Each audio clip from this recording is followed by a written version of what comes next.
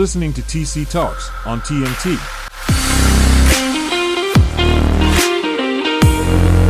Hey, what's going on, guys? Welcome back to another episode of TC Talks. I'm your host, TC, here with another episode for you, and we're going to be talking a ton about Major League Baseball. We're growing closer to the playoff races, and the White Sox are right in the heat of it. The Cubs, on the other hand, a little bit of struggling going on, but we'll talk a little bit about them too as they've won back-to-back games. We'll talk a little bit more about the playoff picture overall, but then we also have a rather disheartening story. We're going to be talking about Demaryius Thomas and his death. But before we dive into all that, I want to thank you guys for coming back for yet again another episode of TC Talks. It's so good to be able to bring you guys the latest sports news, especially from my home city, Chicago. Not a lot of representation out here on YouTube, so it's good to be able to put some news out there for them. But in either case, make sure you guys show us the love here on YouTube. And now, finally, for the third episode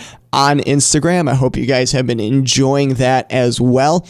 But in either case, let's dive into MLB baseball and see what's going on. First things first, got to start with the Chicago teams, and let's throw it over to the Chicago team that's won 2 games in a row currently, and that is the Chicago Cubs winning 2-1 to kick off their series against the Marlins, and then again winning last night 4-0. Pretty decisive, so it's good to see that those Northsiders are getting back into the swing of things. Honestly, they had a rough series against the Cardinals, but now they're bouncing back and looking pretty good. Ian Happ thankfully didn't get traded at the deadline because he went 2 for 3 last night, scored, and also just looked pretty solid overall. But Nico Hoerner, 3 for 4 last night with an RBI. But the biggest thing for me is Wilson Contreras, only 1 for 4, but still being able to get that RBI, that long ball. He definitely knows how to contribute even when he's having a rather off night. So it's always nice to see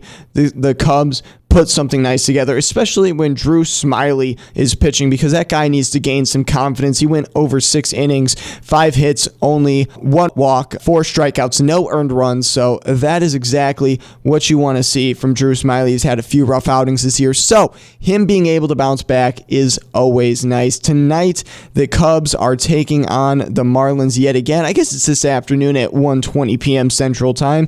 Jesus Luzardo goes up against Adrian Sampson for the Cubs, so hopefully they're able to hit this lefty today. He's 2 for 4 in the year with almost a 4 ERA, so it should be an interesting game for these Cubs. They should be able to come out, put a little bit of damage to this younger star. But in either case, let's turn it over to the White Sox, who, despite being in a playoff race, are still struggling, still look so. You know, it's just so unfortunate. I mean, they've dropped a number of games over this recent set. We'll get a little bit more into this recently, but let's dive into last night where they got destroyed 8-0 last night. They looked completely off balance. Tim Anderson 0 for 4, Eloy Jimenez 0 for 3, Jose Abreu 0 for 3, Andrew Vaughn 0 for 3, AJ Pollock 0 for 3, Gavin Sheets 0 for 3, Larry Garcia 0 for 3. The only people to get a hit are the 2 that we've probably picked on the most here on TC Talks and over on the Winner Circle, which takes place Wednesday nights 5 p.m. on SportsTownChicago.com, or you could search Sportstown Chicago in the TuneIn app and take us with you everywhere you go on your mobile device. But only 2 people got a hit. That's Yohan Moncada and Yasmani Grandal, 2 guys that me and Tyler have been talking a lot about. Moncada a little bit less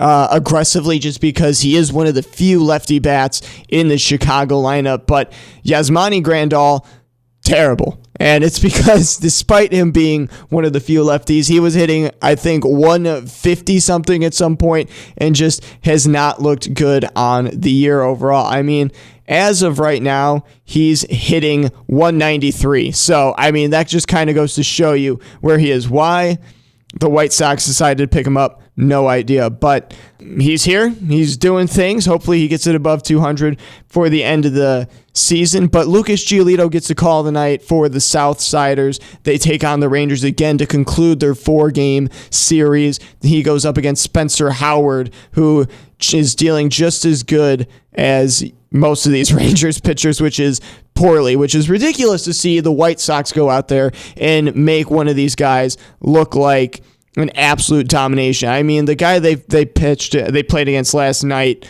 unacceptable loss overall. I mean, he is a decent pitcher, don't get me wrong, but he's had a few rough outings on the season. But Dane Dunning, I mean, his ERA is over 4. That was his second win of the year last night. Now, I understand this guy's kind of settled down after a rocky start to the season, but even just the other day, he gave up 3 runs in a game, 4 runs in a game. He's given up he's given up multiple runs in most of his outings this year. He's only given up 1 or no runs a few times, and of course, one of those times has to come against the Chicago White Sox. And the reason why I'm getting all of this, the reason why I am just completely ripping on these White Sox for what's going on is due to the standings in the wild card situation. If you look at what's going on in the wild card situation, the White Sox sit 3 games back of the Seattle Mariners, who are at 58 and 51. But the White Sox, like I said, have dropped a number of games that they should have been able to win. And it's those games that they have blundered that have caused them to be these 3 games back. I mean, just those 2 games they dropped against the Texas Rangers, that would put them 1 game back, tied with the Baltimore Orioles for that last spot in the wild card. And what about in the AL Central? Where would have that put them? That would put them solely in second place, a game above the Guardians and a game back of the Twins. So that literally puts them right into the thick of it, right in the heat of things as their schedule starts to get a little bit easier overall. I mean, like we've been talking about, they have multiple games left against the divisional teams such as the Tigers, the Guardians, the Kansas City Royals, a number of bad teams. So it's not like this is far-fetched. They got some other games against the A's. They got some games against Colorado, who, yes, I know gave them some struggle last time. But overall, they have an easy road to the end of their season. The worst thing is literally at the end of their season, they have a 3-game series against Minnesota, a 3-game series against San Diego, who just became one of the most deadly teams in baseball. And then they play another 3-game series against the Twins. So these last 9 games are really going to make the difference, especially in a division where there has not been a 5-game difference for quite some time. So these last 6 games against the Twins going to be huge, especially when you pair that with what Cleveland has for the end of the season. I think they have one of the easiest roads to the playoffs if they are able to win consistently, stay within these 2 games of the Twins. I think they're going to be able to sneak one out, because just look at the schedule that they have. After they finish up Houston, they go to Detroit for 3 games. They got Toronto, but then they go back to Detroit for 4 games. Then they got the White Sox, San Diego, Seattle. They go to Baltimore, which should be a so-so series, Seattle again. But then they got Kansas City. They play the Twins for a few series. They got the Angels. But then to end their season, they got the White Sox, the Texans, Tampa Bay, and then 6 games in a row. 6 games of them playing the Kansas City Royals. That should be 6 games they should be able to advance in the stat sheet. So when I look at that and compare that to where Chicago is, they needed to win these past few games. They needed to beat these subpar teams. If you look at what's been going on, they have a loss against Colorado, a loss against Oakland, a loss against Kansas City, 2 losses now against the Texans. That puts them 5 games above where they're at. So that would mean that would put them at 59 wins. And that would put them specifically at second place, tied for first potentially in the wild card, only tied with Toronto. Tampa Bay would be 2 games back, maybe a game back depending on the amount of games that they've played. But in either case, it would put the Sox at a very high advantage. They'd be 4 games above the Guardians.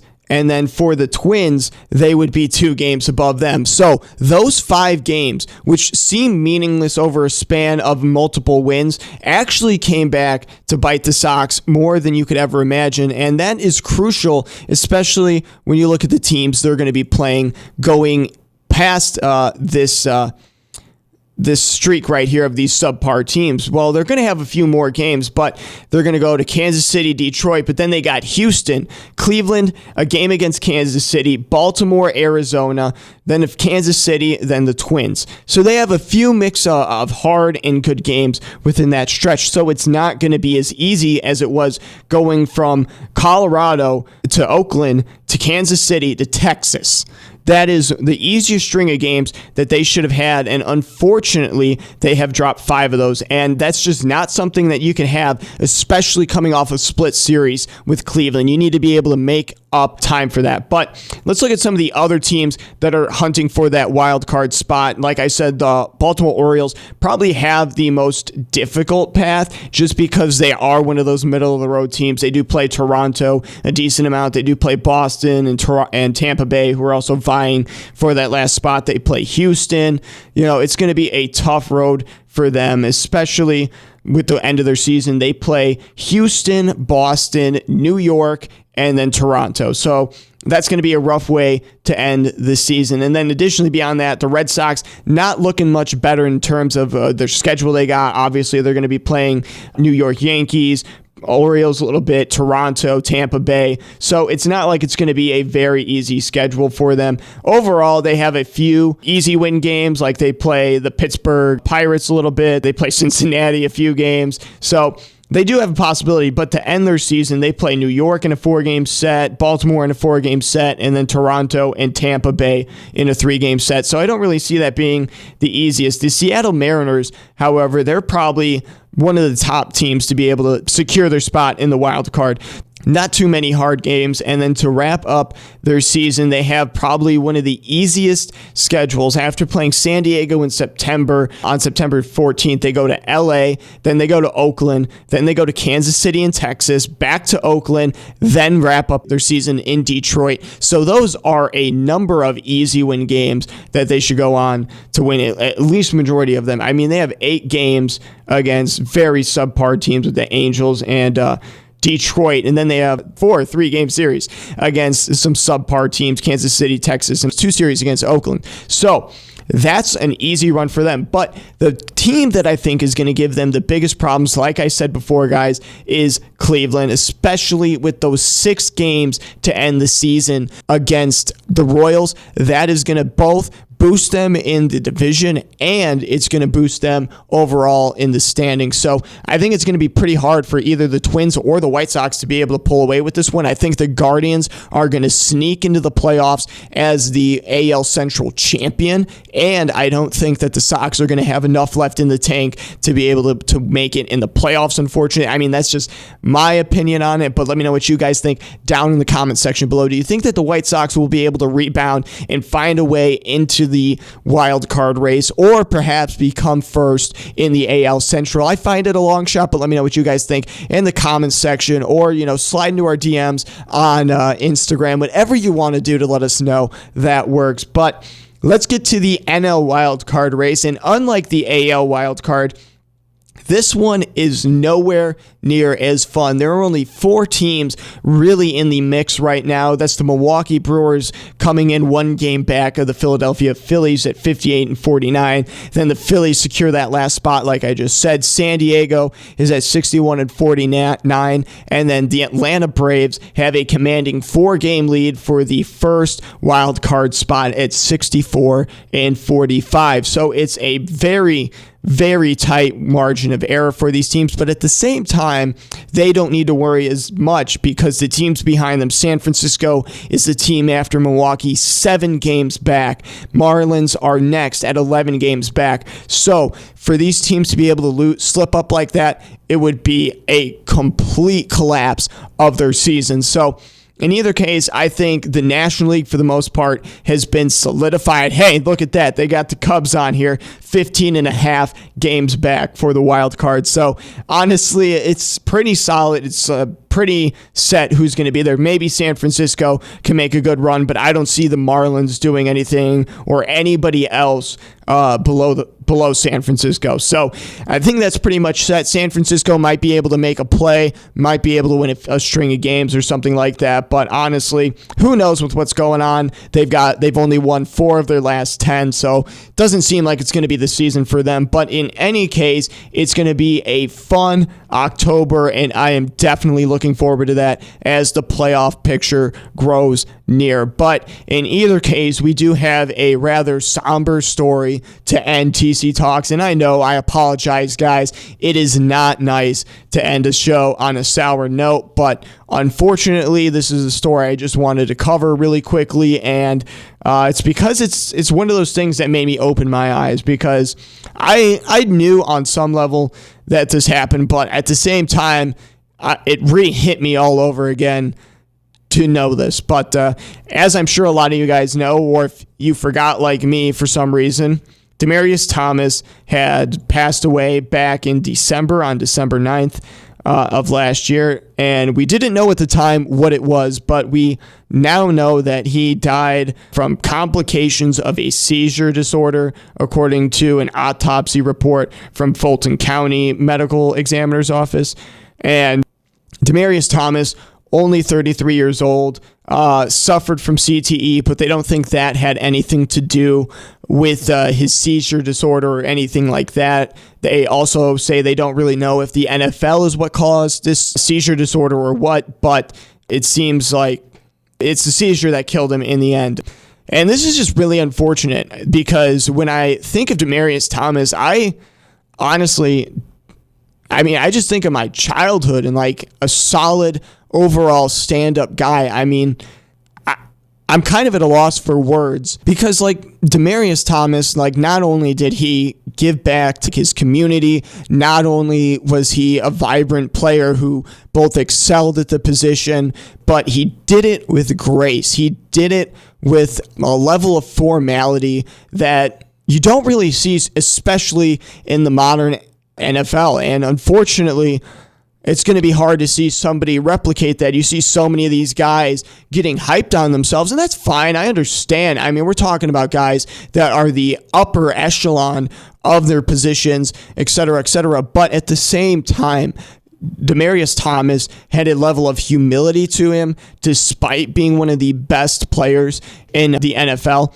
So for him to go out there and just kind of represent that, it always made me feel good. And what this woke me up to, as I said to start this part of the show, is I never really appreciated him while he was alive. I never said these things. I never went out of my way to be like, Demaryius Thomas is a role model, stand-up citizen, any of that. And that's really opened my eyes to the fact that I haven't done that for any of the guys playing today either. And I know, like I just said, there's not a Demaryius Thomas like guy out there right now, you know, maybe at wide receiver. Maybe I just got to open my eyes a little bit further. But in either case, there are some guys that I respect for what they're able to get done on the field, for the kind of person that they are off the field. So there's a number of reasons to show love for these guys. So I think that's what's going to be my next episode, is I'm going to just show some appreciation to not just the NFL players that I like perhaps, but just overall athletes that I feel have made a difference in my life, who have overall made a difference in their communities,